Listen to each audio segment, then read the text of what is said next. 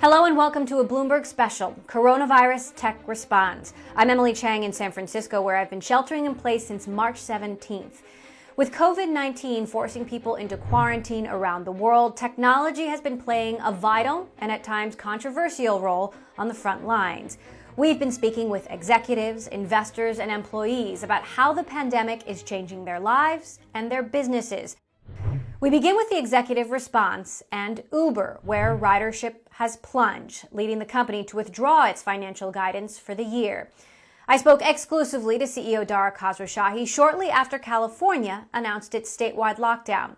He said Uber would have billions of dollars in cash at the end of the year, even with the bleakest estimates about how hard the pandemic will hit on-demand transportation. Well, the edge case scenario that we outlined assumed that essentially the world would be down 80% for the rest of the year. And I think what we're seeing with Hong Kong is there's a big hit. But once the health authorities get control of the situation, life does return. And when life returns, essentially Uber returns. Instantly in Hong Kong, we've had people going back to work. And as they go back to work, commuters, et cetera, start using our services as they always have. And I think if we assume that the health authorities, the cities, the governors, the presidents, all over the world are making the hard decisions and the necessary moves to control the virus, then eventually life will come back. And when life comes back, when people start going back to work, they're going to start using Uber. And just like in Hong Kong, we saw a deep trough and then a slow recovery. There's no reason that we won't see that. Even in a circumstance where you're down 80% of the rest of the year, we're still going to have $4 billion of cash. We're going to have access to a $2 billion revolver. We think it's highly, highly, highly unlikely, but we wanted to make sure that our investors knew that we are planning for the worst case, or we're essentially calculating what the worst case is. And then we're operationalizing to make sure that we're ready really for anything. That was Uber CEO Dara Khosrowshahi. Video conferencing service Zoom has become a household name and been a social distancing lifeline through this pandemic. But the company has been also dogged by security issues. We spoke with CEO Eric Yuan, who vowed to double down on user safety. We are working extremely hard, right, for almost several months now. So every day look at the capacity, traffic, and how to add more capacity and make sure that the service up. And work so hard. It's really, really challenging, not easy. And also not to mention the cost, and all our employees working so hard to really want to help the board. And also recently we have had to deal with all those the privacy, the PR, issues, and life is really hard. It's really not that easy. You've been banned by school districts, including the New York City Department of Education, the governments of Taiwan and Germany for official use, Google as well. Of course, they have a competing product. Tesla, SpaceX. How many customers are you actually losing as a result of some of these security issues? Probably you already mentioned most of them already. And by the way, we are still in the process to work together with New York, City, the Department of Education. And, so we have so many public schools, they all work together with us.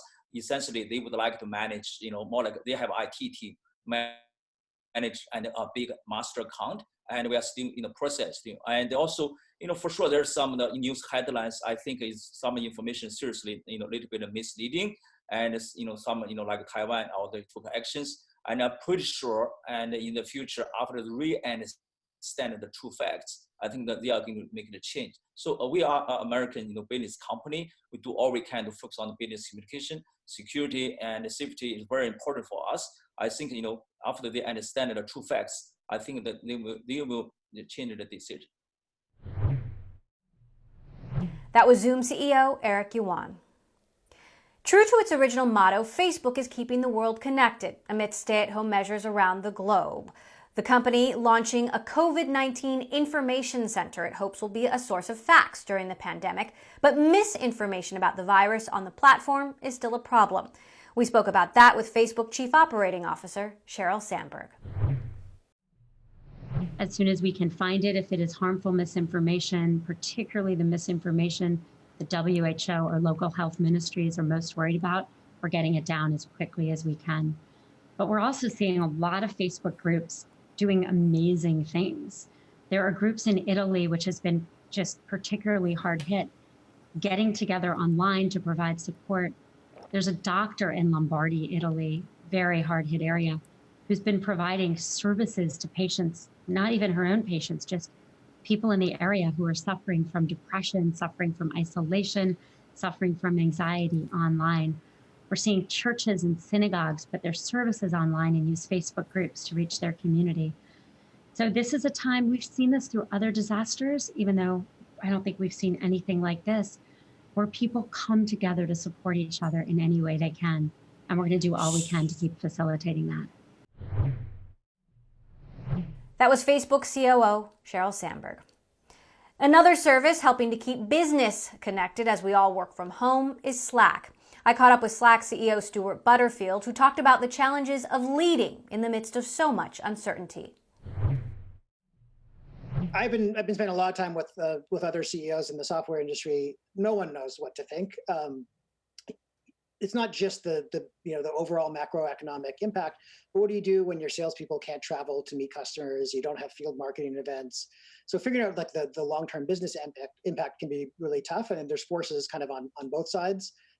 We've experienced an enormous surge in usage among existing customers, expansion there, brand new customers signing up, brand new teams being created, and the rate at which we're expanding right now is not sustainable. So that will revert to the mean. When I say not sustainable, I just mean we would have everyone in the world on in a couple of months if we kept going. But what is the long-term impact? That's really difficult to say. And that does it for the special Coronavirus Tech Responds. You can watch our daily program, Bloomberg Technology, every weekday, 2 p.m. Pacific, 5 p.m. Eastern on Bloomberg Television. I'm Emily Chang. This is Bloomberg.